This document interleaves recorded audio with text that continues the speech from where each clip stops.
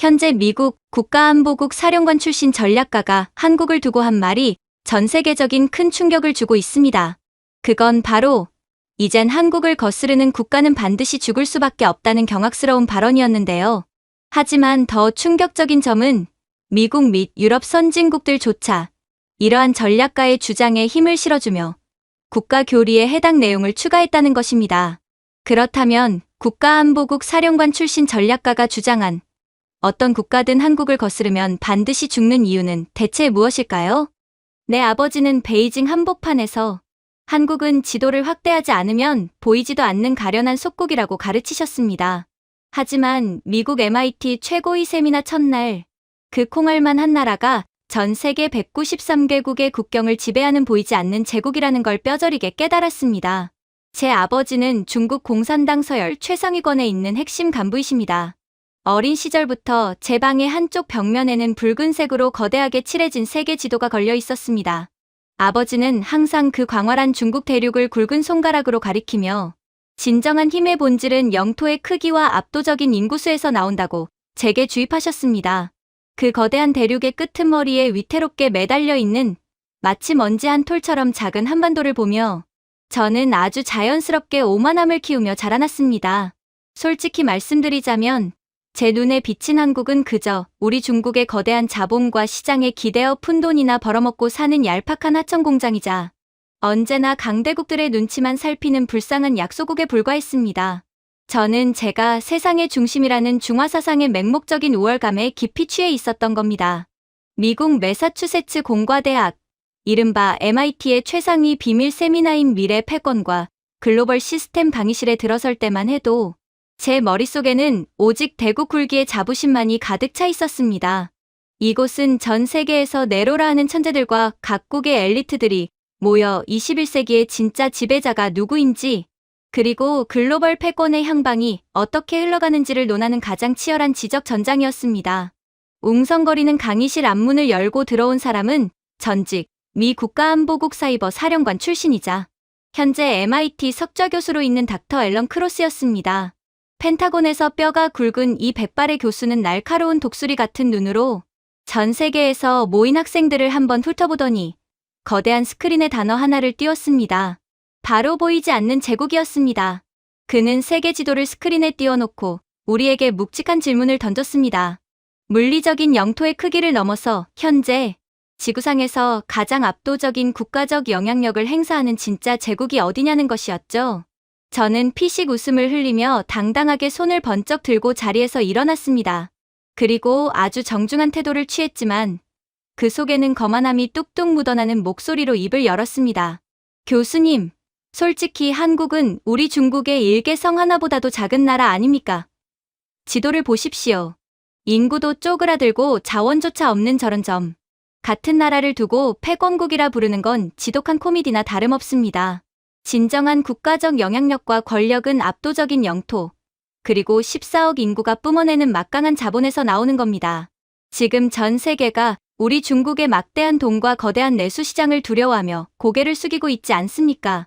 한국인들은 그저 우리 돈을 벌어먹고 사는 하청업자들일 뿐인데 감히 그 좁아터진 나라에 무슨 국가 파워가 있다는 말씀이십니까? 제 발언이 끝나자 강의실 곳곳에서 동조하는 듯한 고갯짓이 보였습니다. 덩치가 곧 힘이라는 저의 단순하고도 폭력적인 논리는 자본주의의 최정점에 선 미국이라는 공간에서조차 꽤나 설득력 있게 들렸을 테니까요. 하지만 닥터 크로스 교수는 제 말을 듣고는 마치 세상에서 가장 어리석은 농담을 들었다는 듯 단상을 탁 치며 낮게 실소를 터뜨렸습니다. 그리고는 매서운 눈빛으로 저를 쏘아보며 학자로서의 묵직한 위엄과 채통을 잃지 않으면서도 단호한 말을 쏟아내기 시작했습니다. 자네 아버지가 베이징에서 자네에게 그렇게 가르치던가? 덩치가 커서 강대국이라면 지금쯤 아프리카 초원의 코끼리가 이 지구의 지배자여야 맞지 않겠나? 이보게, 첸. 자네들 중국은 14억이라는 머릿수와 돈뭉치로 전 세계가 자네들을 두려워하며 우러러본다고 단단히 착각하고 있군. 하지만 명심하게, 전 세계가 자네들을 대하는 태도는 두려움이나 존경이 아니라 그저 엮이기 싫어서 진상 손님을 피하는 것에 불과해. 자네는 뒷골목에서 몽둥이와 돈다발을 흔들며 행패를 부리는 천박한 깡패를 진심으로 존경하고 따르나 교수의 일갈은 제 오만한 중화사상의 전곡을 찌르는 뼈아픈 타격이었습니다. 교수는 당황한 저를 무시하고 곧바로 유럽의 영국 히스로 공항과 독일 프랑크푸르트 공항, 그리고 미국의 주요 국제공항 입국장 CCTV 화면들을 스크린에 분할해서 띄웠습니다. 화면을 똑똑히 보게나. 21세기의 진짜 권력은 영토의 제곱킬로미터 면적 따위가 아니야. 국경이라는 가장 배타적이고 냉혹한 바리케이드 앞에서 전 세계가 자네들을 어떻게 대우하느냐가 진짜 국가의 계급장이자 권력의 척도란 말일세. 교수가 가리킨 화면 속 풍경은 그야말로 극명하게 엇갈려 있었습니다. 한쪽 화면에서는 미국인들과 저를 포함한 중국인들이 끝도 없이 구불구불하게 이어진 입국 심사대, 대기줄에 갇혀 땀을 뻘뻘 흘리고 있었습니다. 특히 붉은색 중국 여권을 쥔 사람들은 까다로운 심사관 앞에서 불법 체류자가 아니냐, 돈은 대체 얼마나 숨겨왔냐, 돌아갈 비행기표는 확실히 있느냐며 마치 잠재적 범죄자처럼 꼬치꼬치 취조를 당하고 있었죠. 저 역시 해외로 나갈 때마다 번번이 겪어야 했던 그 불쾌하고 굴욕적인 순간들이 스크린에 생생하게 펼쳐지고 있었습니다. 그런데 그 옆 화면은 아예 다른 차원의 세상이었습니다. 유럽연합 가입국 국민도 아닌 아시아의 작은 나라 사람들이 자신들의 짙은 남색 여권을 들고 일반 대기줄이 아닌 내국인 전용 혹은 자동 출입국 라인으로 성큼성큼 걸어가고 있었습니다. 그들은 수십 분씩 줄을 서지도 심사관의 날선 질문 세례를 받지도 않았습니다. 그저 자동화 기계의 여권을 스캔하고 카메라에 얼굴을 한번 비추는 것만으로 10초 만에 유리문이 스르륵 열리며 환영의 미소와 함께 남의 나라 국경을 무혈입성하듯 통과하고 있었죠. 저들이 바로 한국인들이라네. 한국 여권. 그건 전 세계 193개국을 무비자로 단숨에 뚫어버리는 지구상 최고의 VIP 프리패스지. 여기서 더 무섭고 소름 끼치는 사실이 뭔 줄 아나?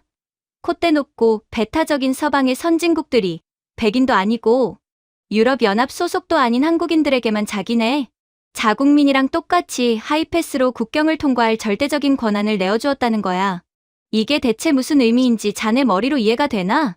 이 남색 수첩을 손에 쥔 인간들은 우리 땅에 들어와서 절대 범죄를 저지르지 않고 돈을 떼먹지 않으며 불법으로 눌러앉아 사회적 비용을 축내지 않을 것이라는 완벽하고도 맹목적인 신뢰가 전 세계의 뇌리에 깊숙이 박혀 있다는 뜻일세. 저는 스크린에서 눈을 뗄 수가 없었습니다. 아버지가 그토록 작고 보잘것없다고 비웃었던 나라의 국민들이 전 세계 어디를 가든 귀빈 이상의 대우를 받으며 국경의 빗장을 프리패스로 열어젖히고 있었으니까요. 교수는 다시 제 앞으로 걸어와 잔인할 정도로 냉정하게 하지만 학자 특유의 차분한 어조로 팩트 폭격을 이어나갔습니다. 이게 왜 중국은 100년, 아니 1000년이 지나도 가지지 못할 대체 불가능한 권력인 줄 아나? 자네들, 중국이 1대1로를 한답시고 아프리카와 동남아시아에 수백조 원의 달러를 뿌려대고 있지. 그런데 그 나라 사람들이 속으로 자네들을 진심으로 존경할 것 같나? 착각하지 말게나. 그들은 자네들의 고리대금업 같은 돈을 탐내면서도 뒤에서는 자네들의 오만함의 침을 뱉고 경멸하고 있어.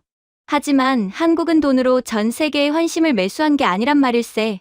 제국주의 시대에 단 한 번도 남의 나라를 침략하거나 짓밟아 본 적 없는 깨끗하고 숭고한 역사적 도덕성. 해외에 나가서 테러나 불법 체류 따윈 상상조차 하지 않는 5천만 국민의 압도적인 시민의식. 그리고 어디 가서 돈을 떼먹기는커녕 현지의 경제를 팍팍 살려주는 탄탄한 구매력. 이 세 가지가 완벽하게 결합된 국가 신용도는 지구상에 오직 한국 딱 하나뿐이야. 이 보이지 않는 신뢰 자본은 자네들이 14억 인구의 피를 짜내서 번 돈으로 아무리 떡칠을 해도 절대 살 수 없는 전 세계인들이 자발적으로 바치는 진짜 권력이자 존경이라네. 그 순간 제 안에서 굳건하게 버티고 있던 무언가가 툭 하고 처참하게 끊어지는 소리가 났습니다. 평생을 종교처럼 믿어왔던 대국의 위상이, 세계 지도의 붉은 면적이, 14억 인구의 거대한 자본이 고작 손바닥만 한 한국의 남색 여권 하나가 뿜어내는 눈부신 신뢰의 빛 앞에서 가루처럼 산산조각이 나고 있었으니까요. 저는 극심한 인지 부조화와 태어나 처음 겪어보는 지독한 수치심에 완전히 이성을 잃고 말았습니다. 얼굴이 시뻘겋게 달아오른 저는 의자를 거칠게 걷어차듯 벌떡 일어나며 교수석을 향해 삿대질을 해댔습니다. 당신 미쳤어. 웃기지 마. 이딴 건 그저 서방 세계가 자기들 입맛대로 만들어낸 편파적인 잣대일 뿐이야. 감히 위대한 14억 대국을 모욕해. 땅덩어리도 없는 반도 국가가 공항에서 대우 좀 잘 받는다고 그게 무슨 놈의 제국이라는 거야. 저는 흥분한 나머지 예의나 체면 따위는 내팽개치고 교수에게 막말과 반말을 섞어가며 악을 썼습니다. 강의실 안의 모든 학생이 제 수준 낮은 추태를 놀란 눈으로 쳐다봤지만 저는 도저히 멈출 수가 없었습니다. 제 존재 기반 자체가 송두리째 부정당하는 공포를 감추기 위한 그야말로 짐승 같은 처절한 발악이었죠. 하지만 닥터 크로스 교수는 제 흉한 발악 앞에서도 눈썹 하나 까딱하지 않았습니다. 오히려 그 소란 속에서 칠흑같이 차갑고 고요한 뼛속까지 얼어붙게 만드는 목소리로 마지막 비수를 제 심장 깊숙한 곳에 꽂아 넣었습니다. 억울한가?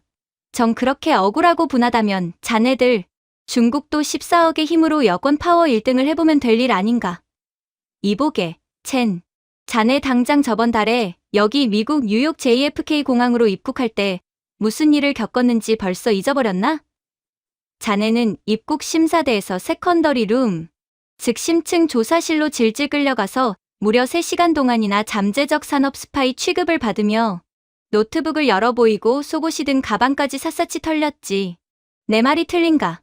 순간 누군가 제 뒤통수를 거대한 둔기로 내려친 듯 눈앞이 하얗게 전멸했습니다. 맞습니다. 지난달 입국 당시 공항의 백인 심사관은 제 붉은색 중국 여권을 보자마자 마치 더러운 벌레를 보듯 미간을 잔뜩 찌푸리며 저를 무장 경비원이 있는 밀실로 끌고 갔습니다. 제 아버지가 베이징에서 얼마나 대단한 권력자인지 제 통장에 얼마나 많은 달러가 들어있는지는 그들에게 아무런 고려 대상이 아니었죠. 저는 창문 하나 없는 그 좁고 차가운 방에서 진땀을 뻘뻘 흘리며 치욕적인 신문을 견뎌야만 했습니다. 그리고 교수의 단호한 목소리가 이어지며 제 머릿속에 끔찍하도록 선명한 기억 하나가 유령처럼 되살아났습니다. 자네가 그 심층 조사실에서 범죄자처럼 식은땀을 흘리며 취조를 받고 있을 때 자네 옆 라인에 서 있던 한국인 유학생의 모습이 어땠는지 기억나나? 그 젊은 학생은 지문 인식기에 손가락 한번 가볍게 올리고 입국 심사관의 환한 미소와 함께 여권에 도장을 받은 뒤 유유히 캐리어를 끌고 국경을 넘어갔지. 질문조차 없었어. 이게 바로 자네가 입에 거품을 물고 찬양하는 대국의 처참한 현실이고 자네가 비웃어 마지 않던 콩알만 한 소국의 진짜 지배력이라네. 저는 그 자리에서 끈 떨어진 인형처럼 털썩 주저앉고 말았습니다. 두 다리에 힘이 완전히 풀려 도저히 서 있을 수가 없었죠.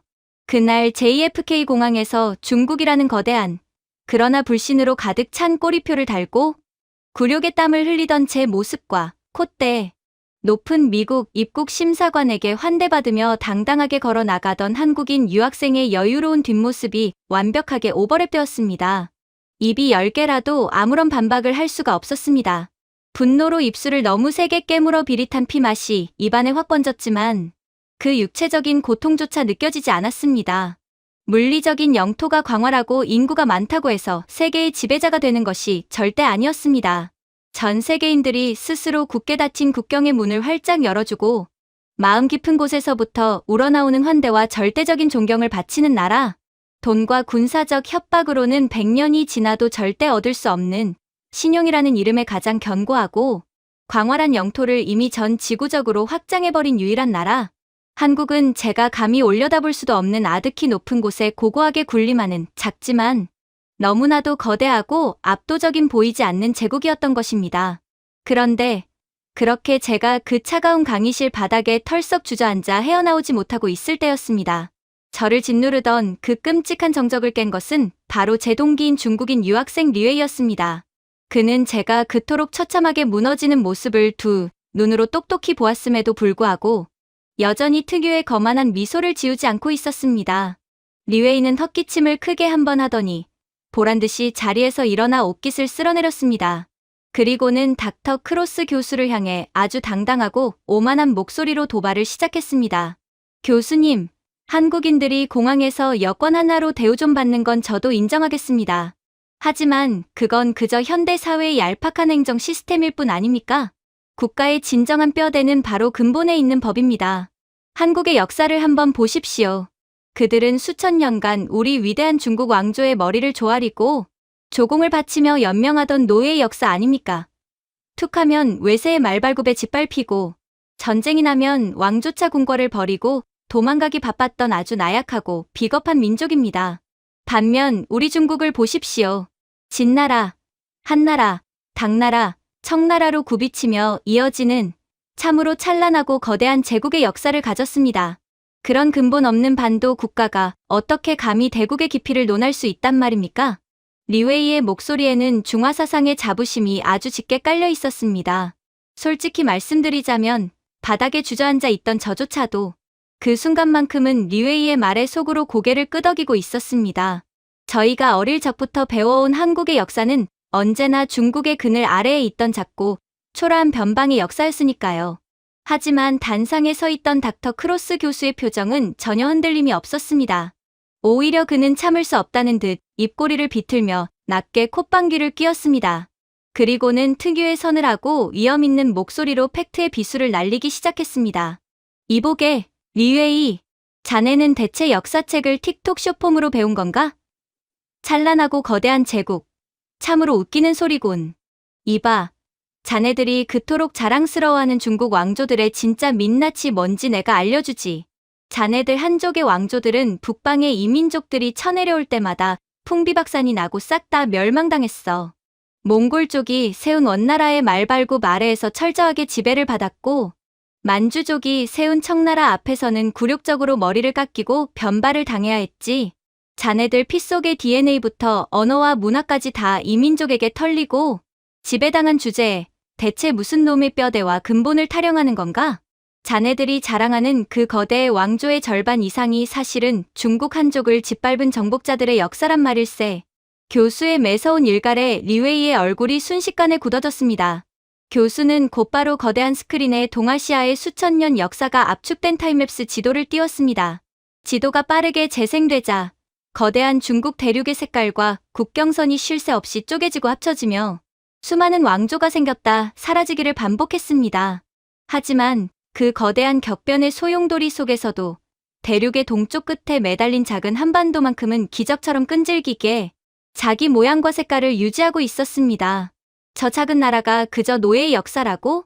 이보게, 전 세계의 권위 있는 역사학자들과 군사 전문가들 사이에서 한국은 이른바 돌연변이 전투 민족으로 불린다네.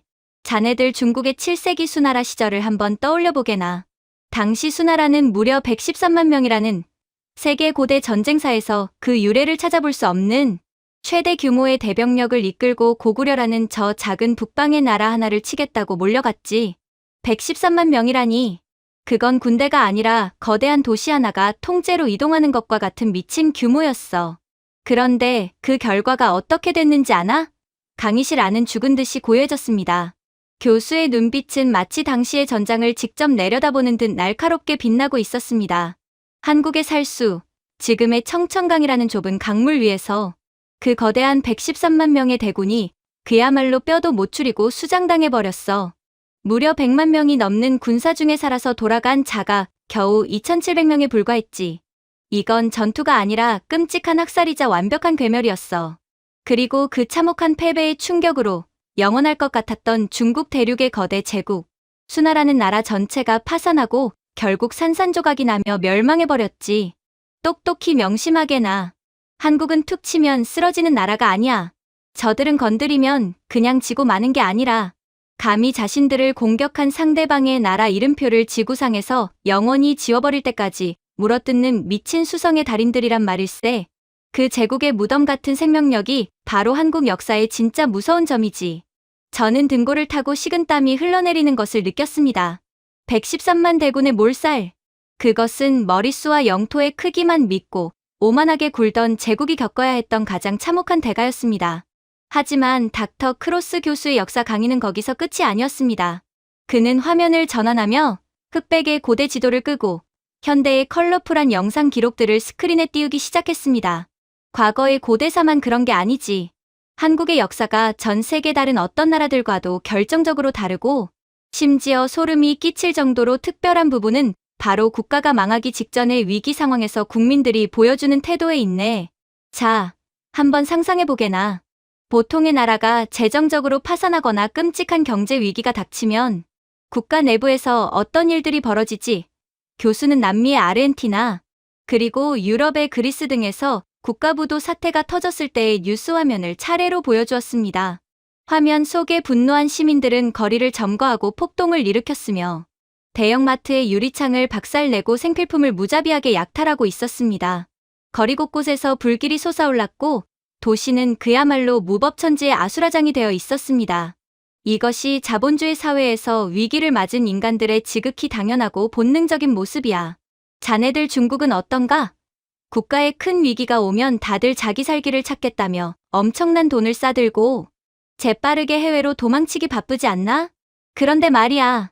지금으로부터 불과 몇십 년 전인 1997년 한국이라는 나라의 국가 금고가 텅텅 비어버린 끔찍한 IMF 국가부도 사태가 터졌을 때 저 작은 반도 국가에서는 대체 무슨 일이 일어난 줄 아나? 스크린에 1997년 당시 한국의 흑백과 컬러가 교차되는 영상이 떠올랐습니다. 폭동도, 약탈도, 방화도 없었습니다. 그 대신 수많은 한국인들이 비가 오나 눈이 오나 은행과 관공서 앞에 끝도 없이 길게 줄을 서 있는 믿기 힘든 장면이 펼쳐졌습니다. 그들의 손에는 저마다 작고 반짝이는 무언가가 들려 있었습니다. 자그마치 국민 350만 명이 집 안장롱 깊숙한 곳에서 자기 아이의 첫돌을 기념하는 돌반지를 꺼내왔어. 심지어 부부의 영원한 사랑을 맹세했던 결혼반지, 평생을 간직해 온 행운의 금두꺼비까지 자발적으로 몽땅 들고 나왔지. 그걸 국가의 빚을 갚는 데 써달라며 헌납하기 시작한 거야. 그렇게 전국 방방곡곡에서 긁어모은 금이 무려 227톤에 달했네. 당시 월스트리트의 네로라 하는 천재 경제학자들과 전 세계의 언론들이 이 기괴하고 숭고한 광경을 실시간으로 지켜보고는 그야말로 경악을 금치 못했지. 그들의 엑셀 데이터로는 도저히 계산이 안 되는 일이었으니까. 교수의 목소리에는 그 어떤 학술적 분석보다 깊은 경외감이 묻어나고 있었습니다. 저 역시 그 장면을 보며 두 눈을 의심할 수밖에 없었습니다. 개인의 이익이 최우선인 현대 자본주의 사회에서 국가가 망했는데 시민들이 자기 사유재산을 들고 나와 나라를 살리겠다고 발벗고 나서는 모습이라니요. 그 경제학자들이 뭐라고 한 줄 아나? 이 나라는 미쳤다. 국가가 부도가 나서 시민들을 벼랑 끝으로 내몰았는데 시민들이 정부를 향해 폭동을 일으키기는커녕 오직 나라를 살리겠다며 자기 집안의 금부치를 자발적으로 바치고 있다. 이것은 지구 역사상 그 어떤 교과서에서도 유례를 찾아볼 수 없는 기적이다라고 극찬을 했지. 이복의 리웨이. 이게 바로 자네가 감히 노예의 역사라고 조롱했던 그 나라 국민들의 진짜 민낯이라네. 교수의 팩트 폭격이 쏟아지자 단단했던 리웨이의 표정이 일그러지기 시작했습니다. 그는 도저히 이 충격적인 사실을 받아들일 수 없다는 듯 두 주먹을 불끈 쥐고 어깨를 부들부들 떨었습니다. 그리고 마침내 이성을 완전히 상실한 채 교수라는 직함조차 잊어버리고 핏대를 세우며 악을 썼습니다. 거짓말 마. 그딴 건 그냥 무식한 정부가 언론을 통제해서 만들어낸 미련하고 멍청한 전체주의적 세뇌일 뿐이야. 개인의 자유와 재산권이 뭔지도 모르는 미개한 야만인들이라고. 우리 중국의 14억 인민들이 가진 위대한 애국심과는 차원이 다른 하등한 짓거리일 뿐이잖아. 그의 외침은 강의실 벽을 쳤지만 그 누구의 동조도 얻어내지 못했습니다. 리웨이는 흥분한 나머지 교수에게 반말을 섞어가며 예의와 체면을 모두 팽개친 채 바닥까지 추락하고 있었습니다. 닥터 크로스 교수는 그런 리웨이의 난동을 차갑게 식어버린 눈으로 응시하더니 천천히 빔 프로젝터의 전원을 꺼버렸습니다. 웅장한 소리를 내며 스크린이 올라가고 강의실에는 무거운 정적만이 내려앉았습니다. 교수는 단상에서 내려와 씩씩거리고 있는 리웨이의 코앞까지 천천히 걸어 다가갔습니다. 그리고는 뼛속까지 울릴 만큼 낮고 위압적인 목소리로 마지막 철퇴를 내리쳤습니다. 미련하고 멍청한 세뇌라고 했나? 아니, 틀렸어. 이건 이 나라는 우리 백성들이 스스로 지켜낸다는 참으로 무섭고도 지독한 주인이식의 발로다. 이봐, 자네들 중국인들은 반란이 일어나 황제가 바뀌면 그저 새 황제에게 넙죽, 무릎을 꿇고 노예처럼 살 궁리만 했지. 하지만 한국인들은 달랐어. 전쟁이 터져 무능한 왕이 궁궐을 버리고 피난을 가면 오히려 이름 없는 백성들이 스스로 의병이라는 조직을 만들어서 낫과 괭이를 들고 적진으로 뛰어들었네. 나라가 외세에 넘어가면 총칼 앞에서도 맨몸으로 태극기를 흔들며 독립을 외쳤고, 경제가 무너지면 장롱 속에 금가락지를 빼내어 조국을 살려냈어. 교수의 한마디 한마디가 마치 거대한 망치가 되어 리웨이의 오만한 중화사상을 사정없이 두들겨 부수고 있었습니다. 한번 밟히면 다시는 일어나지 못하는 자네들의 그 나약한 역사와는 차원이 달라. 짓밟힐수록 더 질기게 살아남아 기어코 상대방의 발목을 물어뜯고, 많은 이 맹독 같은 도끼와 상상을 초월하는 회복 탄력성. 이것이 바로 전 세계 그 어떤 나라도 감히 따라할 수 없는 한국 역사의 진면목이자 진짜 무기라네. 자네들 중국이 아무리 14억이라는 압도적인 머릿수와 돈지랄을 자랑해봐야 죽음조차 두려워하지 않고, 나라를 위해 스스로를 불태우는 이 압도적인 국민성의 기적 앞에서는 결코 명함조차 내밀 수 없어. 그래서 한국은 절대 멸망하지 않는 거야. 알겠나? 리웨이는 더 이상 단 한마디의 반박도 하지 못했습니다. 그의 등줄기를 타고 식은땀이 비 오듯 쏟아져 내리고 있었습니다. 그는 칠판 옆에 덩그러니 걸려있는 동북아시아 지도를 멍한 눈으로 바라보았습니다. 거대한 대륙의 끄트머리, 그 수많은 역사적 대격변과 제국들의 숱한 침략 속에서도 결코 자기 이름표를 지우지 않고 붉게 버텨온 저 작고 단단한 반도, 오만하기 짝이 없던 우리의 중화사상은 위기 앞에서 좀비처럼 끝없이 부활하는 한국 국민들의 끈질긴 생명력과 위대한 주인의식 앞에 그야말로 처참하게 부서져 내리고 말았습니다. 리웨이는 꽉 깨문 입술 사이로 얕은 신음만을 흘린 채 저처럼 두 다리의 힘을 잃고 의자 위로 털썩 무너져 내리고 말았습니다.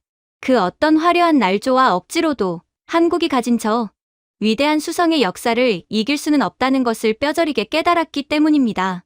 리웨이가 그 차가운 강의실 바닥에 털썩 주저앉아 완전히 넋을 잃고 있는 모습을 보며 제 등줄기에도 서늘한 식은땀이 한 줄기 흘러내리고 있었습니다. 평소 그토록 콧대 높고 오만하던 제 동기가 저렇게 처참하게 무너져 내리다니 도저히 믿을 수가 없었거든요. 강의실의 공기는 무겁게 가라앉아 있었고, 모든 학생의 시선이 우리 중국인 유학생들을 향해 조롱하듯 꽂히는 것만 같았습니다. 하지만 저는 이대로 굴복할 수 없었습니다. 과거의 역사가 아무리 대단하다고 한들 그것은 결국 지나간 옛날 이야기일 뿐이라고 속으로 맹렬하게 합리화를 시작했죠. 21세기 현대 사회를 지배하는 진짜 권력은 박물관에 있는 위인전이 아니라 차가운 금속과 굉음을 내며 돌아가는 거대한 산업시설에서 나오는 법이니까요. 저는 떨리는 다리에 애써 힘을 주며 자리에서 벌떡 일어났습니다. 그리고 제 태블릿 PC의 화면을 강의실의 메인 스크린에 거칠게 연동시켰습니다. 화면에는 끝이 보이지 않을 정도로 광활하게 펼쳐진 중국 선전의 거대한 공장, 지대와 붉은 깃발이 나부끼는 거대한 산업 인프라의 사진이 웅장하게 떠올랐습니다. 교수님, 한국이 끈질기게 버텨온 그 수성의 역사는 저도 일정 부분 대단하다고 인정하겠습니다. 하지만 결국 현대 국가의 뼈대와 진정한 패권은 제조업에서 판가름 나는 것 아닙니까? 제조업의 본질은 누가 뭐라 해도 압도적인 규모의 경제입니다. 이 스크린에 뜬 거대한 물량을 한번 보십시오. 우리 중국은 명실상부한 전 세계의 공장입니다. 미국이 아무리 기발한 설계를 해낸다 한들 우리가 거대한 공장을 돌려 찍어내지 않으면 그건 그저 종이 쪼가리에 불과하죠? 솔직히 까놓고 말해서 한국의 반도체 산업이요. 그거 그냥 미국산이나 네덜란드산 비싼 장비 사다가 매뉴얼대로 조립만 하는 껍데기 하청업체 수준 아닙니까? 지금 우리 중국 정부가 위대한 반도체 골기를 선언하며 수백조 원의 천문학적인 자본을 쏟아붓고 있습니다. 전 세계의 자원과 14억 인구의 물량이 집중되는 이 거대한 자본력 앞에 인구도 줄고 땅도 좁아 터진 한국의 쪼그라드는 제조업은 길어야 3년 안에 흔적도 없이 박살나고 중국에 흡수될 겁니다. 저는 최대한 예의를 갖추어 존댓말로 포장했지만 제 목소리에는 거스를 수 없는 대국의 자본력에 대한 맹목적인 자만심이 잔뜩 묻어 있었습니다. 돈과 물량으로 밀어붙이면 결국 모든 기술은 평준화되고 거대한 덩치를 가진 자가 시장을 집어삼킨다는 것이 제 확고한 신념이었으니까요. 하지만 닥터 크로스 교수는 제 당당한 도발을 듣고도 전혀 동요하지 않았습니다. 오히려 그는 매우 딱하다는 듯이 혀를 차며 입꼬리를 비틀어 코웃음을 쳤습니다.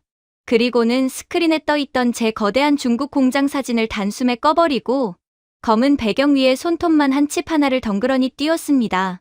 그것은 전 세계 AI 시장을 지배하고 있는 미국 엔비디아의 최신형 인공지능 칩이었습니다. 교수는 그 칩의 한쪽 구석에 찰싹 달라붙어 있는 아주 작고 까만 직사각형 부품을 붉은색 레이저 포인터로 가리키며 묵직한 말을 쏟아내기 시작했습니다. 이보게, 첸. 자네는 아직도 세상이 공장 굴뚝에서 나는 시커먼 연기와 컨베이어 벨트의 속도로 돌아가는 줄 아나 보군.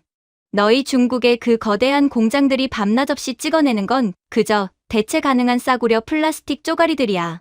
하지만 저 좁은 한국 땅에서 찍어내는 건 감히 인간의 영역을 넘어선 기적에 가까운 마법이라네. 제발 급수를 좀 구별해가며 덤비게나. 지금이 2026년, 모든 패권이 인공지능으로 결정되는 AI 시대라는 건 자네도 잘 알 테지. 챗GPT 같은 초거대 AI가 똑똑하게 돌아가려면 미국 엔비디아의 그래픽 카드가 무조건 필수적인 건 상식 중의 상식이야. 그런데 말이야, 그 천재적인 미국의 억만장자들이 그려낸 완벽한 설계도조차 한국이 만들어낸 바로 이것이 옆에 딱 붙어있지 않으면 그저 전력만 미친 듯이 퍼먹는 값비싼 고철 덩어리에 불과하다네. 이 작은 부품의 이름이 바로 고대역폭 메모리, 이른바 HBM이라는 진정한 절대 반지지. 저는 침을 꿀꺽 삼켰습니다. HBM이라는 단어는 해커이자 엘리트 공학도인 저조차도 감히 범접하기 힘든 초격차 기술의 결정체라는 것을 알고 있었기 때문입니다.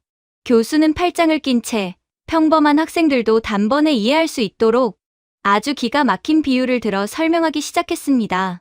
내가 자네 수준에 딱 맞게 HBM이 왜 미친 기술인지, 왜 너희 중국이 돈으로 발라버릴 수 없는지 아주 쉽게 설명해 주지. 자네들 중국 기업들이 죽어라 찍어내는 일반적인 구형 메모리 반도체가 그냥 단층짜리 넓고 쾌적한 주차장이라고 쳐보자고. 차를 대고 빼는데 한참 걸리지만 짓기는 아주 쉽지. 그런데 한국이 독점하고 있는 HBM은 차원이 달라. 한국의 엔지니어들은 사람 머리카락 굵기의 10만 분의 1밖에 안 되는 눈에 보이지도 않는 미세한 칩에다가 수천 개의 미세한 구멍을 수직으로 뚫어버려. 그리고 그 칩들을 아주 얇게 갈아내서 마치 100층짜리 최고급 주상복합 아파트처럼 하늘 위로 아슬아슬하게 쌓아 올리지. 그러고 나서 그 구멍들을 초고속 엘리베이터 수십만 개로 완벽하게 연결해서 데이터들이 빛의 속도로 오르락내리락하게 만드는 거야. 단 1나노미터, 아니 원자 하나 크기의 미세한 오차라도 발생하거나 칩이 아주 미세하게 휘어지기만 해도 그 100층짜리 빌딩 전체가 순식간에 불타버리고 쓰레기통으로 직행하는 미친 공정이라고. 교수의 눈빛은 마치 외계의 기술을 설명하듯 경외감에 차 있었습니다. 이런 극미세 공정은 자네 말처럼 국가에서 돈 수백조 원을 폭포수처럼 들이붓는다고 뚝딱 지어지는 게 절대 아니란 말일세. 한국 엔지니어들 특유의 그 결벽증에 가까운 미친 완벽주의, 연구실에 야전 침대를 깔고 밤을 새워가며 수십 년간 뼈를 갈아 넣으면서 축적해온 극미세 공정의 DNA가 없으면 아예 모방 자체가 불가능해. 우스갯소리로 한국인들이 외계인을 지하에 가둬놓고 고문해서 만든 기술이라는 말이 괜히 나오는 줄 아나? 설계도를 눈앞에 들이밀어줘도 기계를 똑같이 사다 줘도 그걸 다루는 인간의 감각과 집요함이 없으면 절대 구현할 수 없는 천재적인 마법의 영역이라고. 저는 반박할 말을 찾기 위해 머릿속을 미친 듯이 굴렸지만 교수의 팩트 폭격은 멈출 기미를 보이지 않았습니다. 그는 화면을 분할하여 양국의 냉혹한 현실을 보여주는 그래프를 띄웠습니다. 현실을 똑바로 보게. 자네들 중국의 SMIC 같은 국영 공장에서 수십조 원의 어마어마한 국가 예산을 쏟아부어서 대체 뭘 만들고 있지? 내가 알기로는 그 단순한 칩 하나 제대로 못 쌓아서 불량률이 무려 70%를 훌쩍 넘어선다고 하던데, 공장 라인에서 나오는 제품의 절반 이상을 포장도 뜯기 전에 그대로 쓰레기통에 처박고 있는 꼴이지. 그게 자네가 입에 거품을 물고 자랑하는 제조 굴기인가? 돈을 불태우는 굴기겠지. 반면 한국의 SK하이닉스와 삼성전자를 보게나. 그들은 이 미친 난이도의 HBM 시장의 90% 이상을 완벽하게 독점하며 지배하고 있어. 지금 미국 실리콘밸리의 콧대 높은 천재 CEO들이 전 세계 부를 쥐락펴락하는 그 오만한 억만장자들이 개인 전세기를 타고 한국의 지방, 시골 공장까지 날아와서 제발 우리에게 물건 좀 먼저 달라고 무릎을 꿇다시피 하며 줄을 서서 빌고 있는 상황이야. 교수는 제 책상 앞까지 천천히 다가와 저를 무섭게 내려다보며 쐐기를 박았습니다. 잘 들어, 첸. 만약 오늘 당장 한국의 극미세 공정 기계가 알 수 없는 이유로 멈춰버린다면 전 세계에 어떤 일이 벌어질 것 같나? 미래를 바꾼다며 호들갑을 떠는 전 세계의 잘난 인공지능 혁명은 그날부로 심장 박동이 멈추고 올 스톱이야. 거대한 영토를 가진 미국과 중국의 미래 패권 경쟁이 고작 저 작은 반도, 국가의 좁은 반도체 공장 라인 하나에 목숨을 걸고 대롱대롱 매달려 있는 형국이라고.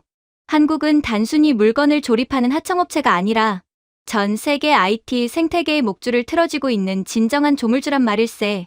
그 순간 저는 억눌러왔던 열등감과 극심한 수치심이 폭발하며 이성을 완전히 상실해버렸습니다. 얼굴이 토마토처럼 불그락푸르락하게 달아오른 저는 책상을 주먹으로 콱 내리치며 벌떡 일어났습니다. 그리고는 교수를 향해 손가락질을 해대며 입에 담기 힘든 막말과 반말을 악을 쓰며 토해내기 시작했습니다. 거짓말 마. 입 닥쳐. 그깟 반도체 부품 하나가 뭐라고 대국을 모욕해. 우리도 돈 주고 한국 인재들 싹 다 빼오면 1년, 아니 6개월 안에 충분히 똑같이 따라잡을 수 있어. 위대한 중화의 막강한 자본력과 14억이 뿜어내는 저력을 감히 얕보지 마. 우리는 뭐든 마음만 먹으면 돈으로 다 살 수 있다고. 저는 흥분한 나머지 침을 튀겨가며 소리를 질렀습니다. 엘리트 유학생이라는 저의 가면은 온데간데 없이 사라지고 그저 현실을 부정하며 때를 쓰는 어린아이처럼 흉한 바닥을 드러내고 말았죠. 하지만 교수는 제 난동 앞에서도 표정 하나 변하지 않았습니다. 오히려 그는 너무나도 싸늘하고 얼음장 같은 눈빛으로 저를 한심하다는 듯 쳐다보며 마지막 일가를 날렸습니다. 자네들이 그 엄청난 돈다발을 흔들며 한국의 핵심 기술자들을 수도 없이 꼬셔서 중국으로 빼갔지. 그런데 왜 자네들의 반도체 수율은 아직도 그 모양 그 꼴이냐고 묻고 있잖아. 아직도 본질을 파악하지 못했나? 한국의 극미세 공정은 천재 한두 명이 설계도 한 장, 딸랑 베낀다고 복사기가 종이 찍어내듯 되는 게 아니야. 수천, 수만 개의 아찔하고 복잡한 화학적, 물리적 공정들이 마치 살아있는 유기체의 톱니바퀴처럼 한 치의 오차도 없이 완벽하게 맞물려 돌아가게 만드는 예술적인 시스템이거든. 공산당 당 간부들이 위에서 까라면 까라는 식의 억압적이고 수직적인 체제 속에서는 절대 죽었다. 깨어나도 나올 수 없는 창의적이고 수평적인 수율 관리의 결정체란 말이다. 너희의 그 융통성 없는 덩치로는 섬세한 바늘구멍을 절대 통과할 수 없어. 교수는 등을 돌려 단상으로 걸어가며 차갑게 덧붙였습니다. 자네는 평생을 가도, 아니 자네의 위대한 조국은 영원히 한국이 피땀으로 만들어낸 인공지능의 심장에 기생해서 목숨을 연명하며 살아야만 해. 돈으로 모든 걸 살 수 있다는 그 천박한 착각에서 이제 그만 깨어나게나. 정 억울하고 분하면 자네들이 훔쳐간 기술자들 데리고 직접 그 텅 빈 껍데기 공장에서 기적의 마법을 만들어 보든가. 저는 거친 숨을 몰아쉬며 서 있다가 무심코 제 손목을 내려다보았습니다. 제가 자랑스럽게 차고 있던 최신형 스마트워치, 그리고 강의실 구석에서 웅장한 소리를 내며 돌아가고 있는 최고급 인공지능 서버 컴퓨터의 푸른 불빛이 제 눈에 들어왔습니다. 그 모든 최첨단 기기들의 깊은 속에는 제가 그토록 깎아내리려 했던 한국산 메모리칩이 심장처럼 박동하며 살아 숨쉬고 있었습니다. 그것들이 없다면 제가 가진 이 모든 기술적 풍요는 단 1초도 유지될 수 없는 신기루에 불과했던 것입니다. 제가 서 있는 땅이 무너져 내리는 듯한 끔찍한 무력감이 온몸을 덮쳐왔습니다. 돈으로도 훔칠 수 없는 압도적인 천재성과 끈기. 그것이 한국이라는 나라를 대체 불가능한 괴물로 만들고 있었습니다. 두 다리의 힘이 완전히 풀려버린 저는 도저히 이 잔혹한 진실을 감당하지 못한 채 텅 빈 눈을 하고 의자 위로 털썩 주저앉아버리고 말았습니다. 완전히, 그리고 철저하게 짓밟힌 기분이었습니다. 그리고 제가 주저앉은 그 순간 강의실은 그야말로 숨소리조차 들리지 않을 만큼 무거운 정적에 휩싸였습니다. 한국이 쥐고 있는 그 소름 끼치는 초미세 공정의 진실 앞에 제가 평생을 바쳐 믿어왔던 14억 대국의 자본주의 물량 공세가 얼마나 텅 빈 껍데기처럼 초라한지 뼈저리게 느꼈거든요. 이대로 있다가는 제 조국의 위상이 영원히 웃음거리가 될 것만 같은 지독한 공포감이 엄습해왔습니다. 그런데 바로 그때 제 옆자리에서 거친 숨을 몰아쉬며 씩씩거리던 동기 리웨이가 갑자기 책상을 쾅 치며 벌떡 일어났습니다. 도저히 이 참담한 패배를 인정할 수 없다는 듯 그의 눈동자는 도끼로 가득 차 있었죠. 제조업에서 무참히 박살이 나자 이번엔 그가 최후의 보루인 문화로 딴지를 걸기 시작한 겁니다. 교수님, 기술력 하나 좀 뛰어난 건 저도 인정하겠습니다. 하지만 국가의 진정한 영혼은 차가운 기계가 아니라 위대한 문화에서 나오는 법입니다. 솔직히 까놓고 말해서 한국 문화요? 그거 다 우리 중국의 장구한 역사를 베낀 짝퉁 아닙니까? 전 세계가 열광한다는 한복, 김치 전부 다 우리 중국 변방, 소수민족의 고유 문화일 뿐입니다. 게다가 몇 년 전 우리가 한한령을 내려서 한국 연예인들, 중국 대륙에 발도 못 붙이게 싹 다 막아버리니까 한국 기획사들 돈줄이 말라서 벌벌 떨고 줄도산 위기에 처했잖아요. 거대한 14억 내수 시장이 없는 한국 문화는 결국 우리 중국의 허락과 자본 없이는 단 하루도 살아남지 못하는 시한부일 뿐입니다. 리웨이의 목소리는 절박하면서도 오만했습니다.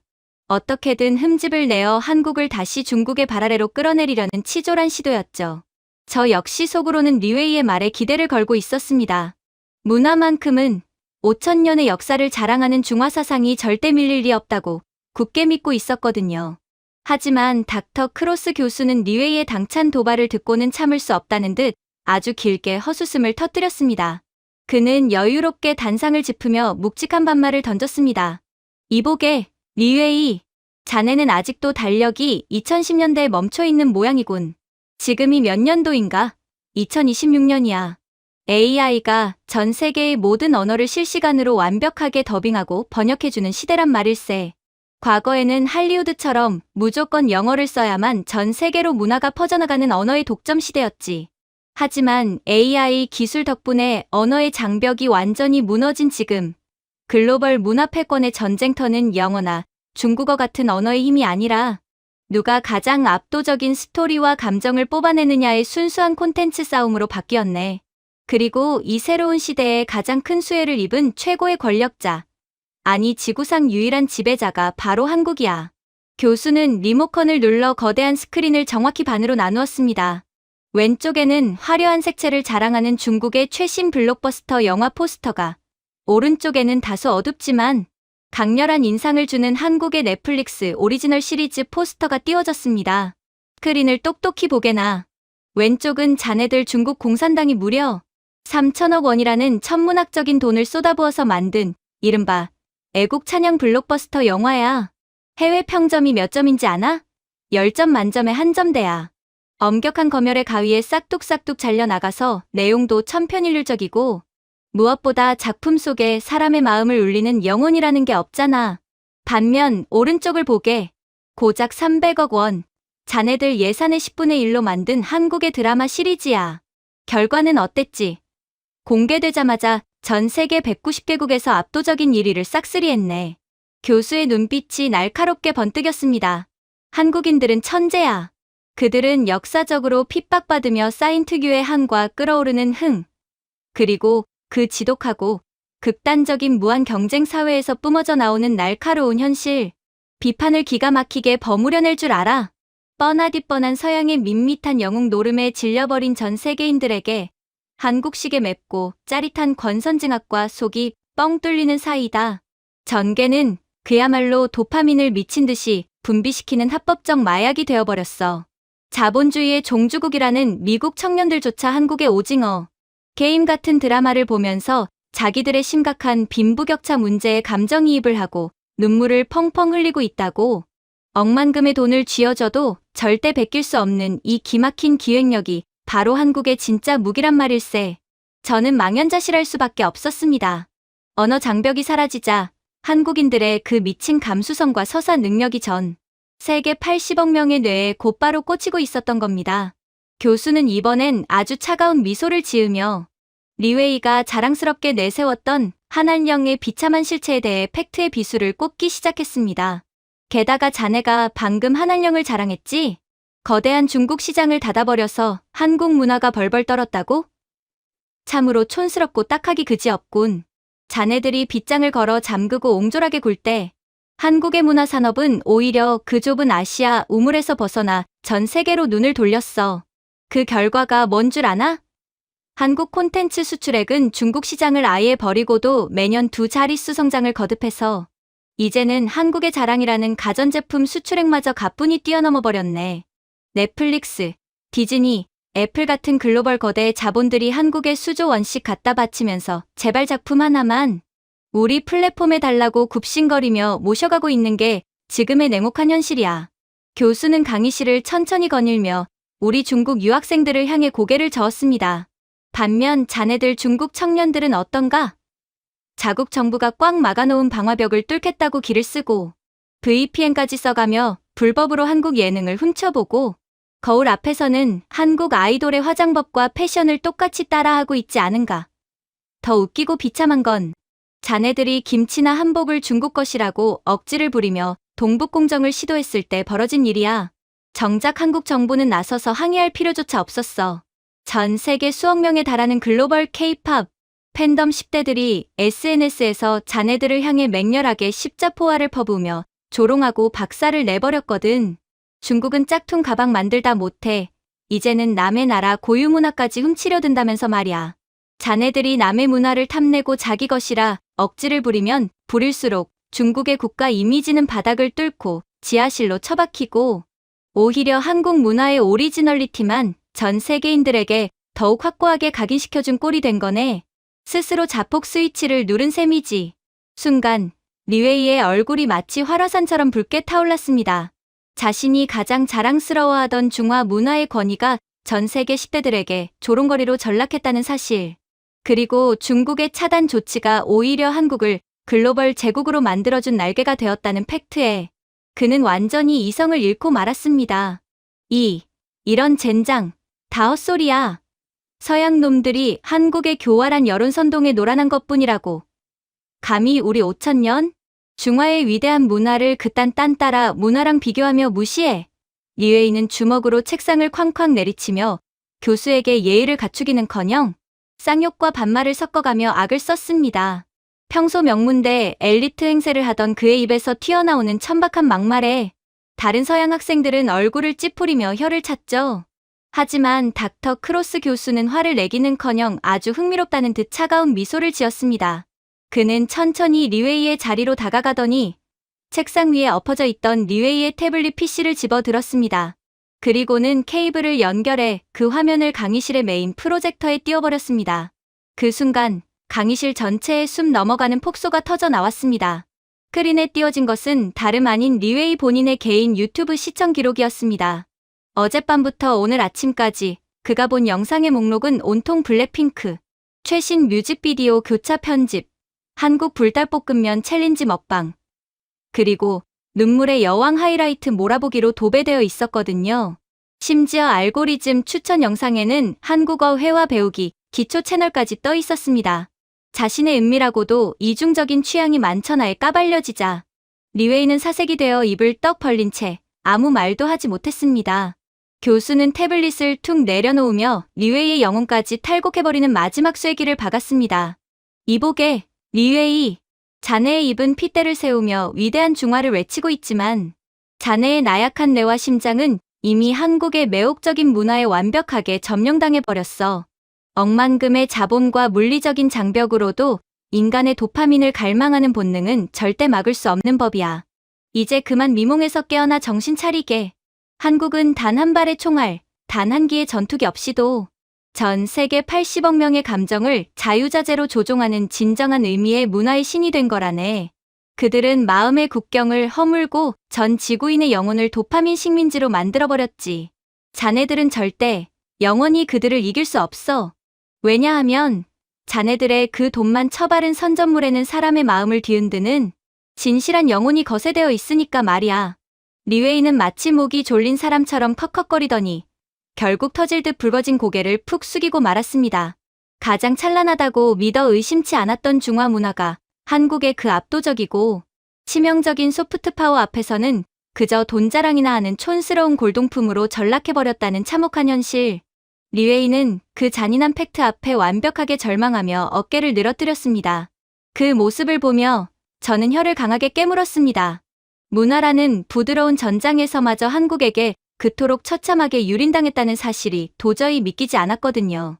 교실 안을 맴도는 서양 학생들의 비웃음, 섞인 웅성거림이 마치 수천 개의 바늘이 되어 제 온몸을 찌르는 것 같았습니다.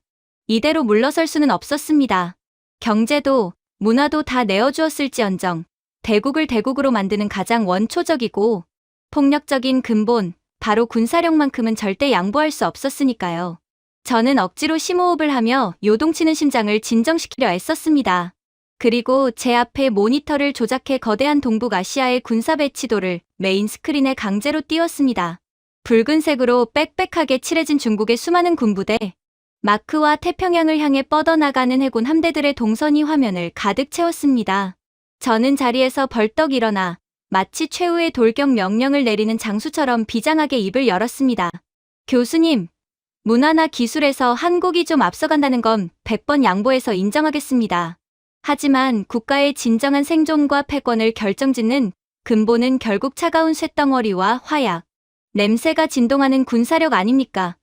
솔직히 까놓고 말해서 한국이 저렇게 동북아시아에서 목소리를 높이고 나대는 건 순전히 그들 뒤에 세계 최강 미군이 버티고 서서 방패막이 역할을 해주기 때문입니다. 만약 오늘 당장 주한미군이 한반도에서 철수한다면 어떻게 되겠습니까? 우리 14억 인민이 뒷받침하는 머릿수만 200만 명에 달하는 위대한 인민의 반군이 밀고 내려가면 3일, 아니 단 하루면 서울을 불바다로 만들고 완전히 쑥대밭으로 접수할 수 있습니다. 좁아터진 반도 땅덩어리에 무기 몇 개 만들어놨다고 해서 그 알량한 화력으로 압도적인 물량을 가진 대국을 이길 수 있다고 생각하신다면 그건 지독한 망상입니다. 저는 당당하게 외쳤습니다. 겉으로는 존댓말을 유지하며 깍듯한 척했지만 제 눈빛에는 이미 상대방을 깔아뭉개려는 잔혹한 저기가 가득했죠. 전쟁은 결국 머릿수와 물량전이라는 뼛속까지 박힌 중화사상의 군사교리를 저는 한치의 의심도 없이 맹신하고 있었습니다. 하지만 닥터 크로스 교수는 제 자신감 넘치는 선전포고를 듣고도 그저 어이가 없다는 듯 아주 낮고 길게 헛웃음을 흘렸습니다. 그는 여유롭게 단상 위를 거닐며 학자의 위엄을 조금도 잃지 않은 채 묵직한 반말로 제 논리를 산산조각 내기 시작했습니다. 이보게, 첸. 자네는 방금 3일, 아니 하루 만에 밀고 내려온다고 했나? 참으로 눈물겨운 착각이군. 자네들 중국은 아직도 미군이 한국을 불쌍해서 지켜준다고 믿고 있나 본데 현실을 똑바로 보게. 미군이 한국을 지켜주는 게 아니야. 지리적으로 보나 전략적으로 보나 한국이 미군을 대신해서 자네들 중국의 목줄을 틀어쥐고 태평양으로 진출하려는 야욕을 막아주는 거대한 방파제 역할을 해주고 있는 거라네. 자네들이 한국을 향해 오판을 하고 방아쇠를 당기는 그 순간 무슨 일이 벌어질지 내가 정확히 시뮬레이션해주지. 교수가 리모컨의 버튼을 누르자 스크린 속 한국의 산악지대 곳곳에서 수천 개의 붉은색 궤적이 하늘로 솟구쳐 오르는 애니메이션이 재생되었습니다. 그 수많은 궤적들은 포물선을 그리며 서해를 건너 곧장 베이징을 비롯한 중국의 주요 핵심 시설들을 향해 내리꽂히고 있었습니다. 자네 현모라고 들어는 봤나? 한국이 산속 깊은 곳에 은밀하게 짱박아둔 이 미사일. 수천 발이 일제히 하늘로 솟아오르면 베이징 지하 벙커 100m 아래에 꽁꽁 숨어있는 자네들 지휘부는 불과 15분 만에 완벽하게 증발해버려 미사일 하나의 탄두 무게만 무려 8에서 9톤에 달하지. 이게 무슨 뜻인지 아나? 전 세계에서 오직 한국만이 미친 척하고 만들어낸 괴물 미사일이야. 핵탄두만 달지 않았을 뿐이지. 지면에 꽂히는 순간 인공지진을 일으키는 그 파괴력은 사실상 전술의 급이란 말일세. 한국은 자네들이 밀고 내려오기를 기다리는 게 아니야. 전쟁이 시작되는 즉시 자네들의 심장부를 도려낼 칼을 수십 년째 날카롭게 갈고 있었다고. 저는 마른 침을 삼켰습니다. 8톤짜리 탄두라니. 일반적인 상식을 아득히 벗어난 그 미친 화력 앞에 제 머릿속의 계산기가 고장을 일으키는 것 같았거든요. 하지만 교수의 팩트 폭격은 이제 막 시작된 것에 불과했습니다. 그리고 자네, 방금 인민의 반군 200만 명의 머릿수를 자랑했지? 이 사람아, 머릿수가 많으면 대체 뭘 하나? 군부 고위층은 다 썩어 빠져서 부정부패를 저지르고 쏠 수도 없는 미사일에 연료 대신 맹물을 채워넣고 거칠에만 번지르르하게 꾸며놓은 전형적인 당나라 군대인걸 전 세계 정보기관이 다 알고 있는데 말이야. 반면 한국의 국방력은 왜 미국 펜타곤마저 경악할 정도로 소름이 끼치는지 아나? 그건 바로 세계 최고 수준의 AI 기술과 무식할 정도로 화력에 집착하는 포병의 완벽한 결합 때문이야. 교수는 시청각 자료를 넘기며 평범한 사람도 단번에 이해할 수 있을 만큼 아주 찰지고 살벌한 비유를 이어나갔습니다. 한국이라는 나라의 지형을 보게. 온통 험준한 산악지대라 무기들을 숨길 곳이 사방에 널려 있지. 게다가 그 깊은 산골짜기 어디를 가도 오지. 6지급의 세계 최고 수준 통신망이 실시간으로 빵빵하게 터져. 만약 자네들이 서해를 건너 침공을 시작하면 한국의 하늘에는 수만 대의 AI 자폭 드론들이 마치 성난 말벌떼처럼 까맣게 떠오를 거야. 이 드론들은 인간이 조종하는 게 아니야. 자네들 부대의 이동 경로와 장갑차의 위치를 실시간으로 스캔해서 그 좌표를 후방에 있는 K9 자주포와 천무 다연장 로켓 시스템에 곧바로 꽂아주지. 지휘소에서 버튼 하나만 클릭하면 오차 범위 1m 이내의 정확도로 쏟아지는 강철. 비가 자네들의 탱크 수백 대를 단 1분 만에 고철 덩어리로 만들어버려. 이건 재래식 군대끼리의 싸움이 아니야. 거대하고 차가운 AI 두뇌가 오직 살상만을 목적으로 완벽한 사냥을 하는 거지. 자네들의 그 자랑스러운 인민의 반군. 단언컨대 서해 바다를 채 건너오기도 전에 한국의 무인 드론 수험과 초음속 대함, 미사일의 뼈도 못 추리고 모조리 수장당할 거라네. 교수의 생생한 묘사에 저는 숨을 쉴 수가 없었습니다. 인간의 피와 살로 이루어진 200만 명의 군대가 촘촘한 데이터 통신망과 AI가 통제하는 기계에 군단 앞에서 얼마나 무력하게 갈려나갈지 머릿속에 너무나 끔찍하게 그려졌기 때문입니다. 하지만 교수는 여전히 할 말이 많이 남아 있었습니다. 무기 성능만 좋아서 무서운 게 아니지. 현대전은 결국 물량전이고 보급전이야. 한국이 진짜 전 세계를 경악하게 만드는 이유는 바로 그 미친 방산 생산 속도에 있네. 최근 우크라이나에서 전쟁이 터졌을 때 평화에 찌들어 있던 유럽 국가들이 포탄과 무기가 없어서 얼마나 덜덜 떨었는지 자네도 알지? 심지어 천조국이라는 미국조차 자국 무기고를 채우기 바빠서 공장 라인이 쩔쩔맸어. 그런데 그때 한국은 어떻게 했는지 아나? 유럽의 폴란드가 다급하게 K2 전차와 K9 자주포를 수백 대씩 주문하자마자 불과 3개월 만에 뚝딱 찍어내서 배에 실어 배달을 해줬어. 전차를 무슨 자동차 공장에서 세단 뽑아내듯이 만들어낸 거야. 한국의 방산 공장들은 이미 로봇과 AI가 투입되어 철저하게 자동화되어 있고 3교대로 24시간 풀가동이 가능하거든. 지금 이 순간 자유민주주의 진영 전체의 무기고 역할을 미국이 아니라 바로 한국이 온전히 떠맡고 있다는 뜻이야. 지금 유럽에 전쟁이 번지면 포탄을 쥐어줄 수 있는 곳이 한국뿐이라서 전 세계 정상들이 무기 좀 제발 빨리 만들어달라며 한국 공장의 굴뚝만 애타게 쳐다보고 있는 형국이란 말일세. 압도적인 질적 기술과 미친 속도의 양적 생산력. 이 두 가지가 완벽하게 결합된 한국의 자주국방력 앞에서 제가 의지했던 200만 명이라는 숫자는 그저 허수아비의 개수에 불과했습니다. 완벽하게 코너에 몰린 저는 결국 퓨즈가 끊어진 기계처럼 이성을 완전히 상실하고 말았습니다. 공포와 굴욕감이 뒤섞인 채 저는 의자를 쾅 걷어차며 자리에서 튀어올랐습니다. 웃기지 마. 그딴 거 다 서방 언론들이 과장해서 떠들어대는 엉터리 데이터잖아. 자꾸 무시하는데. 우리 중국은 자체 기술로 찍어낸 거대한 항공모함 전단이 있어. 우리가 마음만 먹고 항모를 띄워서 바다 위에서 수천 발의 미사일을 퍼부으면 그깟 좁아터진 반도 쪼가리 하나 지도에서 날려버리는 건 일도 아니라고. 너희 미국 놈들조차 우리 군사력이 무서워서 대만 해협에서 벌벌 매면서 눈치나 보는 주제에 어디서 한국 같은 속국을 방패막이로 내세우며 허풍을 떨어. 저는 핏대를 세우고 눈을 부릅뜨며 교수를 향해 삿대질을 해댔습니다. 존댓말은 이미 내다버린 지 오래였고 길거리의 불량배처럼 쌍욕과 반말을 섞어가며 제 밑바닥을 가감없이 드러내고 말았죠. 제 입에서 튀어나오는 천박한 단어들에 강의실의 분위기는 얼어붙었지만 저는 도저히 멈출 수가 없었습니다. 내 나라가 약하지 않다는 것을, 우리가 당장 내일이라도 세상을 멸망시킬 수 있는 힘이 있다는 것을 억지로라도 증명해야 했으니까요. 하지만 닥터 크로스 교수는 제 난동에 눈썹 하나 까딱하지 않았습니다. 오히려 그는 무대 아래로 내려와 제 코앞까지 천천히 아주 위압적인 걸음걸이로 다가왔습니다. 그의 눈빛은 맹수를 제압하는 조련사처럼 차갑고 무자비했습니다. 항공모함, 이복의 첸. 자네는 아직도 2차 세계대전 시대의 낭만에 빠져 있군. 한국이 독자적으로 개발해낸 초음속 대함 미사일이 그 거대한 항공모함의 정통으로 꽂히면 어떻게 되는지 아나?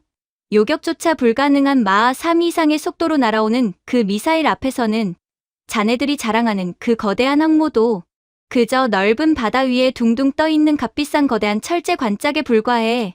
중국은 그저 대가리 수만 믿고 타오르는 불을 향해 뛰어드는 멍청한 불나방일 뿐이고, 한국은 가시 하나하나가 전술에게 파괴력을 품고 있는 독가시 고슴도치라고. 교수는 제 어깨 너머의 스크린을 리모컨으로 가리켰습니다. 그리고 아까 자네가 미군만 철수하면 하루 만에 서울을 접수한다고 했지? 천만의 말씀이야. 미군이 한국에 주둔하고 있는 건 오히려 한국의 봉인을 풀어주지 않기 위한 족쇄 역할을 하고 있는 거나 다름없어. 만약 정말로 미군이 한반도에서 완전히 손을 떼고 철수한다면 한국이 중국에 먹히는 게 아니라 수십 년간 참아왔던 한국의 억눌린 군사력이 완벽하게 고삐가 풀려버리는 거야. 너희 동해안에 밀집된 중국의 핵심 산업지대와 군사기지들이 고삐 풀린 한국의 미사일비를 맞고 단 며칠 만에 수백 년 전의 잿더미로 돌아갈 텐데. 내 말이 과장 같나? 알아듣게 시각적으로 보여주지. 그 순간 스크린에는 섬뜩할 정도로 붉고 선명한 시뮬레이션 지도가 떠올랐습니다. 한국에서 뻗어나간 무수히 많은 미사일의 타격, 사거리 반경이 베이징과 상하이를 포함한 중국 대륙 전역의 심장부를 아주 촘촘하고 빈틈없이 거미줄처럼 뒤덮고 있었습니다. 중국 대륙 전체가 언제 터질지 모르는 시한폭탄의 사정거리 안에 갇혀버린 형국이었죠. 그 지도를 보는 순간 제 척수를 타고 찌릿한 공포가 치솟아 올랐습니다. 그것은 단순한 숫자나 논리의 패배가 아니었습니다. 내 조국의 심장부가, 그리고 내 가족이 있는 베이징이 언제든 저 작은 나라의 손끝 하나에 산산조각 날 수 있다는 압도적인 죽음의 공포였습니다. 아무런 소리도 낼 수 없었습니다. 방금 전까지 미친 듯이 악을 쓰던 제 입술은 파르르 떨리고 있었고, 목구멍에는 솜사탕이 꽉 찬 것처럼 턱 막혀 침조차 삼킬 수 없었습니다. 오직 머릿수와 덩치만 믿고 으스대던 중화사상의 군사적 우월감은 저 소름 끼치도록 정밀하고 무자비한 한국의 AI, 비대칭 전력 앞에서 완벽하게 도륙을 당해 널브러져 있었습니다. 저는 그 지옥 같았던 군사 시뮬레이션 지도가 스크린에서 완전히 사라진 뒤에도 저는 도저히 자리에서 일어날 엄두를 내지 못했습니다. 머릿수와 물량만 믿고 까불던 저의 그 알량한 군사적 오만함이 한국에 소름 끼치는 인공지능, 비대칭 전력 앞에서 그야말로 뼈도 못 추리고 도륙당해버렸으니까요. 강의실 안은 마치 진공 상태가 된 것처럼 숨소리조차 들리지 않았습니다. 제 온몸은 이미 식은땀으로 흠뻑 젖어 있었고 다리는 사시나무 떨리듯 떨리고 있었거든요. 그런데 바로 그 정막을 깨고 제 옆자리의 리웨이가 다시 한번 비틀거리며 자리에서 일어났습니다. 경제도, 기술도, 문화도, 심지어 군사력마저 모조리 박살이 난 마당에 그는 최후에 남은 알량한 자존심 하나에 매달려 거의 애원하듯 쉰 목소리를 쥐어짜 내기 시작했습니다. 교수님, 무기 성능이 뛰어나고 돈이 많은 건 이제 뼈저리게 알겠습니다. 하지만 진정으로 위대한 대국, 세상을 이끄는 진정한 리더라면 세상을 넓게 품어 안는 덕이 있어야 하는 법 아닙니까? 우리 중국을 보십시오. 우리는 1대1로라는 거대한 프로젝트를 통해 가난한 아프리카와 동남아시아에 수많은 병원을 지어주고 막대한 자본을 투자해 거대한 항구를 만들어주며 전 세계에 은혜를 베풀고 있습니다. 하지만 한국은 어떻습니까? 그저 자기들끼리 똘똘 뭉쳐서 자기들만 잘 먹고 잘 사는 참으로 이기적이고 얄팍한 나라 아닙니까? 그런 나라가 아무리 돈이 많고 총칼이 매섭다 한들 전 세계로부터 진심 어린 존경을 받을 자격은 감히 없다고 생각합니다. 리웨이의 목소리는 끝이 미세하게 떨리고 있었습니다. 논리적인 반박이라기보다는 제발 우리 중국이 단 하나라도 한국보다 나은 점이 있다고 말해달라는 처절한 구걸에 가까웠죠. 솔직히 저 역시 마음속 깊은 곳에서는 리웨이의 저 마지막 감정 호소에 절박하게 매달리고 싶었더라고요. 대국으로서의 자비와 은혜, 그것만큼은 자본주의의 괴물이 되어버린 한국이 절대 흉내낼 수 없는 우리만의 고결한 영역이라고 믿고 싶었으니까요. 하지만 닥터 크로스 교수는 리웨이의 그 처절한 외침을 듣고는 마치 세상에서 가장 역겨운 오물을 본 사람처럼 미간을 잔뜩 찌푸리며 깊은 한숨을 내쉬었습니다. 그는 단상에 두 손을 짚고 아주 혐오스럽다는 듯 혀를 차며 무겁게 입을 열었습니다. 은혜를 베풀어? 이복의 리웨이, 자네는 정령 부끄러움이라는 감정을 모르는 건가? 남의 나라에 도저히 감당조차 못할 천문학적인 빚을 강제로 지워놓고 그 돈을 제때 못 갚는다고 스리랑카 같은 약소국의 핵심 항구 운영권을 99년씩이나 강탈해가는 짓거리가 자네들 눈에는 은혜로 보이나? 그건 덕이 아니라 아주 악랄하고 피도 눈물도 없는 국가 단위의 고리대금업이자 21세기판 현대적 식민 지배일 뿐이야. 자네들은 은혜라고 포장하지만 지금 전 세계가 자네들의 그 얄팍하고 잔인한 제국주의적 속셈에 경악하며 등 뒤에서 침을 뱉고 있다는 사실을 자네들만 모르는군. 교수의 싸늘한 팩트 폭격에 리웨이의 얼굴이 순식간에 잿빛으로 변했습니다. 교수는 강의실의 조명을 조금 어둡게 낮추더니 스크린에 낡고 빛바랜 흑백 사진 한 장을 띄웠습니다. 그것은 1950년 한국 전쟁 직후 모든 것이 처참하게 무너져 내린 한국의 어느 거리 풍경이었습니다. 반면 한국은 어떨까? 이 사진을 똑똑히 보게나. 1950년대의 한국은 1인당 국민소득이 고작 67달러에 불과했던 아프리카의 가나보다도 훨씬 가난하고 참혹했던 전 세계 꼴찌의 잿더미 국가였어. 길거리의 어린아이들은 미군 부대에서 버린 쓰레기통을 뒤져서 먹다 남은 음식물, 찌꺼기를 끓여 만든 이른바 꿀꿀이죽으로 간신히 목숨을 연명했지. 건물은 뼈대만 남았고 사람들의 눈동자에는 그 어떤 희망의 빛도 없었네. 그런데 그토록 참혹했던 지옥의 폐허에서 출발한 나라가 지금 불과 70여 년 만에 전 세계 10대 경제대국으로 우뚝 섰어. 이 기적이 어떻게 가능했는지 아나? 교수의 목소리가 처음으로 날선 공격성을 거두고 아주 차분하고 묵직하게 가라앉기 시작했습니다. 그 목소리에는 학자로서의 분석을 넘어선 어떤 깊은 경외감마저 묻어나고 있었습니다. 이복의 첸, 그리고 리웨이. 이 사실이 왜 전 세계인들의 심금을 쥐어짜고 가슴을 뛰게 만드는 줄 아나? 영국, 프랑스, 일본, 미국, 그리고 자네들 중국까지 지금 전 세계에서 이른바 강대국이라고 거들먹거리는 나라들의 과거를 한번 돌아보게나. 그들은 과거에 총칼을 앞세워 힘없는 원주민들을 무참히 학살하고 노예의 목에 사슬을 채워부려 먹고 남의 나라 땅에 묻힌 자원을 무자비하게 빨아먹으면서 자신들의 거대한 배를 불려왔어. 현재의 찬란한 부와 권력 뒤에는 그토록 더럽고 끔찍한 남의 피가 묻어있는 원죄가 존재한단 말일세. 교수는 스크린에 흑백 사진들을 하나씩 넘겼습니다. 지하의 어두운 갱도, 열대의 정글, 그리고 먼지 날리는 공장의 모습이 차례로 지나갔습니다. 그런데 한국은 달라. 이 나라는 인류 역사상 유일하게 단 한 번도 남의 나라를 침략하거나 힘없는 자들을 짓밟은 적이 없어. 그들은 오직 자기 국민들의 뼈를 깎고 살을 도려내는 피와 땀만으로 그 지옥 같은 최빈국의 늪에서 선진국으로 기어 올라온 유일무이한 국가라네.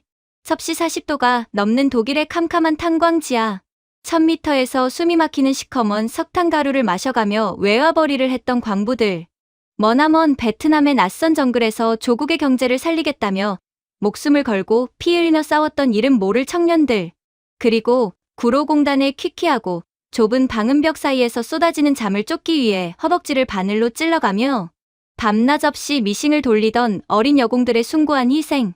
한국의 눈부신 부는 누군가를 짓밟고 빼앗아서 만든 것이 아니라 철저하게 자기 자신을 촛불처럼 태워서 이룩해 낸 눈물겨운 기적 그 자체란 말일세. 이것이 바로 전 세계 그 어떤 오만한 강대국도 감히 흉내낼 수 없고 돈으로도 절대 살 수 없는 완벽하게 깨끗한 도덕적 특이점이지. 그 순간 저는 망치로 머리를 세게 얻어맞은 듯 멍해지고 말았습니다. 세상을 지배하는 것은 오직 차가운 자본과 무자비한 힘뿐이라고 믿어왔던 제 얄팍한 세계관이 뿌리째 흔들리는 기분이었거든요. 남의 피를 빨아먹지 않고도 그저 스스로의 뼈를 갈아 넣는 지독한 헌신만으로 세계의 정상에 우뚝 선 나라. 그 숭고한 서사 앞에서 자본의 규모나 군사력을 논하는 제 자신이 너무나도 한없이 작고 천박하게 느껴졌습니다. 교수는 여기서 멈추지 않고 최근 전 세계를 울렸던 튀르키예 대지진 현장의 참혹한 컬러 영상을 스크린에 가득 띄웠습니다. 자네는 중국이 아프리카에 병원을 지어주며 은혜를 베푼다고 했지? 돈으로 남의 나라 목줄을 쥐고 흔드는 자네들과 달리 한국은 가난한 나라들에게 스스로 밥 먹는 법을 가르쳐주는 진짜 선행을 하고 있네. 아프리카의 척박한 땅에 한국형 자립 스마트팜을 지어주고 아시아 최빈국의 아이들에게 한국의 발전된 교육 시스템을 통째로 이식해주고 있지. 전 세계 역사상 원조를 받으며 연명하던 구걸 국가에서 다른 나라에 원조를 퍼주는 유일한 나라로 환골탈태한 거야. 이 스크린의 영상을 똑똑히 보게. 최근 튀르키예 지진 현장에서 한국의 구조대원들이 어떻게 하고 있는지.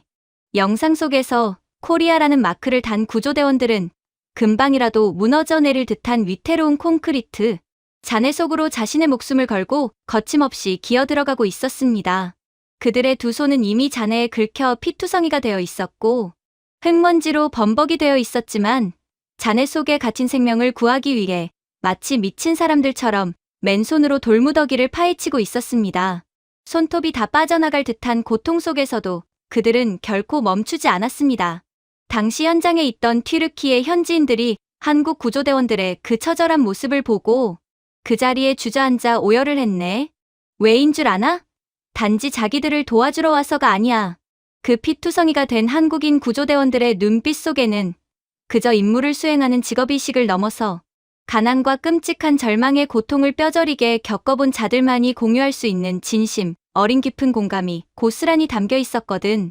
배고픔이 얼마나 비참한지, 모든 것을 잃어버린 슬픔이 얼마나 끔찍한지, 그들은 교과서가 아니라 자신들의 몸에 새겨진 흉터로 똑똑히 기억하고 있는 거야. 전 세계가 한국을 단순히 부러워하는 것을 넘어서 진심으로 가슴 깊이 존경하고 우러러보는 진짜 이유가 바로 여기에 있네. 그들은 눈물 젖은 빵을 씹어본 진정한 거인이기 때문이지. 교수의 묵직한 마지막 한마디가 강의실의 공기를 가르고 제 귓가에 내려앉았습니다. 순간 저는 더 이상 숨을 쉴 수가 없었습니다. 목구멍 깊은 곳에서부터 뜨거운 덩어리 같은 것이 훅 하고 치밀어 올랐거든요. 무력으로 남을 찍어 누르고 돈으로 세상의 목줄을 쥐고 흔드는 것만이 위대한 대국의 길이라 굳게 믿어 의심치 않았던 제 알량하고 오만했던 세계관이 한국이라는 나라가 써 내려간 이 거룩하고 숭고한 피눈물의 서사 앞에서 완벽하게 가루가 되어 흩날리고 있었습니다. 강의실에는 이제 그 어떤 조롱도 웅성거림도 남아있지 않았습니다. 오직 숭고한 기적을 마주한 자들의 벅찬 숨소리만이 무겁게 내려앉아 있었죠. 저도 모르는 사이에 제 시야가 뿌옇게 흐려지기 시작했습니다. 그리고 평생 단 한 번도 남 앞에서 약한 모습을 보인 적 없던 그 잘난 체내 두 눈에서 참을 수 없는 뜨거운 눈물 한 방울이 툭 하고 뺨을 타고 흘러내렸습니다. 그것은 억울함이나 패배의 눈물이 아니었습니다. 진정한 거인을 알아보지 못했던 제 자신의 끔찍한 무지함, 그리고 돈과 힘만이 전부라 믿었던 스스로의 천박함에 대한 처절한 부끄러움의 눈물이었습니다. 닥터 크로스 교수는 아무런 말 없이 프로젝터의 전원을 끄고 그저 묵묵히 강의실 뒷문을 열고 어둠 속으로 빠져나갔습니다. 텅 빈 단상만을 멍하니 바라보던 저는 덜덜 떨리는 손을 주머니에 넣어 차가운 스마트폰을 꺼내 들었습니다. 화면을 켜자 제가 세상에서 가장 두려워하고 또 가장 자랑스러워했던 분, 베이징 한복판에서 권력의 정점에 서 있는 아버지의 이름이 선명하게 떠올랐습니다. 한국을 지도를 확대해야만 보이는 가련한 속국이라며 비웃으라고 가르쳤던 분. 저는 흐르는 눈물을 소매로 거칠게 훔쳐내며 떨리는 손가락으로 천천히 문자를 써 내려가기 시작했습니다. 아버지, 우리는 철저하게 틀렸습니다. 한국은 결코 우리가 발밑에 두고 지워버려야 할 나약한 벌레가 아니었습니다. 그들은 남의 피를 단 한 방울도 흘리게 하지 않고 오직 자신들의 뼈와 살을 깎아내는 고통만으로 세계의 최정상에 우뚝 선 인류 유일의 위대한 거인이었습니다. 우리가 14억의 거대한 무력과 돈으로 세상을 억지로 굴복시키려 발버둥칠 때 그들은 기적 같은 숭고함과 눈물겨운 헌신으로 전 세계의 마음을 온전히 얻어냈습니다. 아버지, 저는 오늘 이 작고 낯선 강의실에서 태어나 처음으로 진짜 대국을 보았습니다. 흐려진 시야 사이로 전송 버튼을 누르는 순간 꽉 막혀있던 가슴 한구석이 뻥 뚫리면서도 말로 다 할 수 없는 먹먹함이 밀려왔습니다. 저는 깊은 숨을 내쉬며 천천히 자리에서 일어났습니다. 다리에 힘이 풀려 휘청거렸지만 저는 발걸음을 옮겨 강의실의 가장 맨 뒷자리 구석을 향해 걸어갔습니다. 그곳에는 오늘 이 모든 끔찍한 논쟁과 모욕 속에서도 단 한 번도 흥분하지 않고 그저 묵묵히 자신의 두꺼운 전공서적을 정리하고 있던 조용한 한국인 유학생이 서 있었습니다. 저는 그의 맑고 차분한 눈동자와 시선을 마주했습니다. 그리고 평생을 뼛속까지 지배해온 14억 중화사상의 그 헛된 자존심을 미련 없이 꺾어버리고 그의 앞에서 허리를 90도로 깊숙이 굽혔습니다. 미안했습니다. 그리고 진심으로 당신의 나라를 존경합니다. 제가 건넨 서툰 사과와 온전한 존경의 인사에 한국인 학생은 조금 놀란 듯 눈을 크게 뜨더니 이내 아주 따뜻하고 너그러운 미소를 지어 보였습니다. 그리고는 말없이 두 손을 뻗어 한없이 초라해진 제 어깨를 가만히 두드려 주었습니다. 그 따뜻한 온기가 제 굳어있던 어깨를 타고 전해지는 순간 저는 알 수 있었습니다. 무기가 아니라 사람의 마음을 얻어내는 이 압도적인 품격. 이것이야말로 닥터 크로스 교수가 그토록 입이 마르게 찬양했던 한국이라는 나라가 가진 진짜 대체 불가능한 힘이라는 것을 말입니다. 저는 고개를 숙인 채 조용히 차오르는 감동을 느끼며 제 마음속에 자리 잡았던 헛된 제국의 허상을 완전히 떠나보냈습니다. 진정한 거인은 지도의 크기가 아니라 남의 아픔에 공감할 줄 아는 그 깊은 흉터의 크기로 결정된다는 뼈저린 진리를 가슴에 새긴 채 말입니다. 제가 준비해온 내용은 여기까지입니다.